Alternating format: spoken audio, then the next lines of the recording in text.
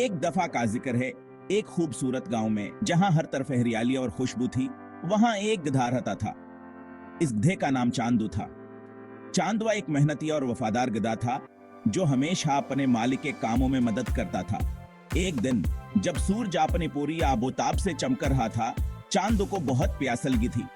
इसकी जुबान खुश्क हो रही थी और वह पानी की तलाश में था। चांदू ने सोचा, कहा अगर वह मीठा पानी पी ले तो बस क्या प्यास सब बुझ जाएगी। वह मीठा पानी ढूंढ रहा था, लेकिन ऐसे कहीं भी पानी नजर नहीं आ रहा था। चांदू ने अपने दिल में सोचा, मुझे बहुत प्यास लगी है, अगर मैं जल्द से पानी ना पीऊं तो मैं कमजोर हो जाऊंगा। चांदू ने अपने इर्द गिर्द देखा, लेकिन इसे कहीं भी पानी नजर नहीं आया। उसने सोचा, मुझे मीठा पानी कहां से मिलेगा। चांदू ने फैसला किया, कहो हम मीठे पानी की तलाश में निकल पड़ेगा।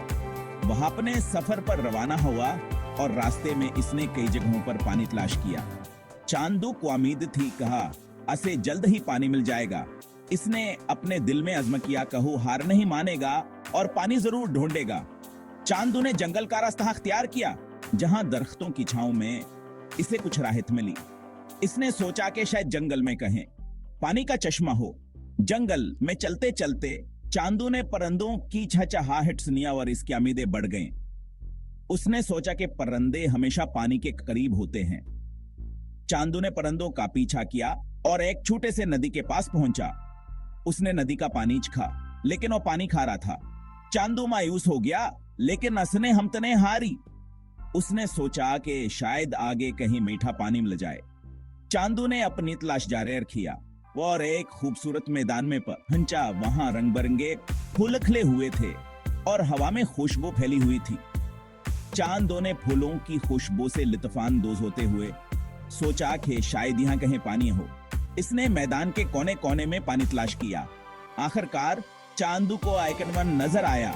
इसने खुशी से झूमते हुए कनवे के पास पहुंचा और पानी पीने की कोशिश की।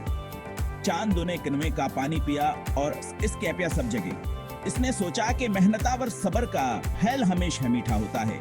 चांदू ने खुशी खुशी अपने गांव की तरफ वापसी का सफर शुरू किया। उसने अपने दिल में इज़्म किया, कही हो हाँ हमेशा मेहनतावर सबर से काम लेगा। जब चांदू अपने गांव पहुंचा, तब उसके मालिक ने इसे देखकर खुशी का इजहार किया। चांदू ने अपने मालिक को अपनी कहानी सुनाया और दोनों ने मिलकर खुशी मनाई। गांव के लोग भी चांदू की कहानी सुनकर बेहद खुश हुए और उन्होंने चांदू की मेहनतावर सबर की तारीफ की। दे अस्तन के बाद चांदू गांव का हीरो बन गया और इस तरह चांदू की कहानी सबके लिए एक मिसाल बन गई कि मेहनतावर सबर से हर मुश्किल का हल निकल आता है। चांदू ने सबसे पहले एक दरिया देखा। वो दरिया के पास गया और पानी पिया, लेकिन दरिया का पानी नमकीन था। चांदू को यह पसंद नहीं आया। ये पानी तो नमकीन है, चांदू ने कहा, मैं ये नहीं पी सकता। चांदू मायूस होकर आगे बढ़ गया। उसे अभी भी मीठे पानी की तलाश थी। थोड़ी दूर जाने पर चांदू को एक खेत नजर आया। खेत में एक कनवा था। चांदू ने कनवे से पानी पिया, लेकिन यह पानी भी इसे पसंद नहीं आया। ये पानी तो गंदा है, चांदू ने कहा, मुझे साफ और मीठा पानी चाहिए। चांदू ने कनवे से पानी पीना छोड़ दिया। चांदू अब बहुत थक गया था। उसे अभी तक मीठा पानी नहीं मिला था। वो सोच रहा था कि क्या उसे कभी मीठा पानी मिलेगा भी या नहीं। इसी वक्त चांदू ने एक खूबसूरत बाग देखा। बाग में बहुत से फूल खिले हुए थे। चांदू को उम्मीद हुई कि इसे यहां मीठा पानी मिल सकता है। चांदू बाग में दाखिल हुआ। वहां एक छोटा सा चश्मा था। चांदू ने चश्मे से पानी पिया। यह पानी बहुत ठंडा और मीठा था। वाह, ये तो बहुत मजेदार पानी है, चांदू खुशी से चलाया। इसने अपनी प्यास समझाई और बहुत खुश हुआ। चांदू ने अल्लाह का शुक्र अदा किया, कहां से मीठा पानी मिल गया। चांदू एक छोटे से गांव में रहता था, जहां पानी की कमी थी। गांव के लोग कसर पानी के लिए दूर दराज के इलाकों में जाते थे। एक दिन चांदो ने फैसला किया, कहूँ अभी पानी की तलाश में निकलेगा। वो जंगल की तरफ चल पड़ा जहां इसे एक खूबसूरत नदी मिली। नदी का पानी साफावर शफाफ था। चांदो ने नदी के किनारे बैठकर पानी पिया और अपने प्यास समझाई। इसने महसूस किया कि ये पानी ना सिर्फ आस की प्यास समझा रहा है, बल्कि आस के दिल को भी सुकून दे रहा है। चांदो ने अल्लाह का शुक्र अदा किया और दिल है दिल में दुआ की कि हिंदी हमेशा बती रहे ताकि गांव के लोग भयासे से फायदा उठा सकें। चांदो ने सोचा को गांव वापस जाकर सबको असंद के बारे में बताया ताकि सब लोग यहाँ आकर अपनी प्यास समझा सकें। इसने नदी के किनारे कुछ देर आराम किया और फिर गांव की तरफ रवाना हो गया। रास्ते में चांदो ने सोचा कि खुशियां और इत्मीनान का असल राज अल्लाह की नेमतों का शुक्र अदा करना है। जब हम अल्लाह की दी हुई नेमतों का शुक्र अदा करते हैं तो हमारे दिल में सुकून और खुशी पैदा होती है। चांदो ने फैसला किया कि वो हमेशा अल्लाह का शुक्र अदा करेगा और दूसरों को भैंसके तरगीब देगा। इसने गांव पहुंचकर सबको हिंदी के बारे में बताया और सब लोग बशे खुशिंदे की तरफ रवाना हो गए। इस कहानी से हमें यह सबक मिलता है कि हमें कभी भी नहीं हारनी चाहिए। अगर हम कोशिश करते रहेंगे तो हमें जरूर कामयाबी मिलेगी। सब्र का फल हमेशा मीठा होता है। जिंदगी में बेहद से मौका ऐसे आते हैं जब हमें मुश्किलात का सामना करना पड़ता है।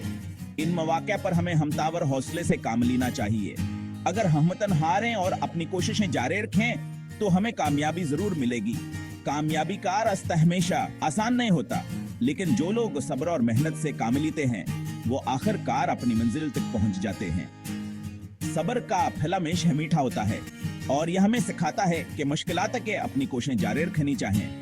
इस कहानी का एक और अहम सबक यह है कि हमें दूसरों की मदद करनी चाहिए। जब हम दूसरों की मदद करते हैं तो हमें भी खुशी मिलती है और हम सब मिलकर एक बेहतर माशरा बना सकते हैं। दूसरों की मदद करने से न सिर्फ हमें खुशी मिलती है बल्कि हमें एक बेहतर इंसान भी बनाता है। हमें हमेशा याद रखना चाहिए कि हम सब एक दूसरे के साथ जुड़े हुए हैं और जब हम एक दूसरे की मदद करते हैं तो हम सब मिलकर तरक्की करते हैं। इस कहानी से हमें यह भी सीखने को मिलता है कि खुशियां और कामयाबी का असल राज दूसरों के साथ मिलकर काम करने में है। जब हम एक दूसरे के साथ मिलकर काम करते हैं तो हम न सिर्फ अपने बल्कि दूसरों की जिंदगियों को भी बेहतर बना सकते हैं। हमें हमेशा याद रखना चाहिए कि हम सब एक टीम का हिस्सा हैं और जब हम मिलकर काम करते हैं तो हम बड़े बड़े काम कर सकते हैं। हमें हमेशा एक दूसरे का साथ देना चाहिए और मिलकर आगे बढ़ना चाहिए।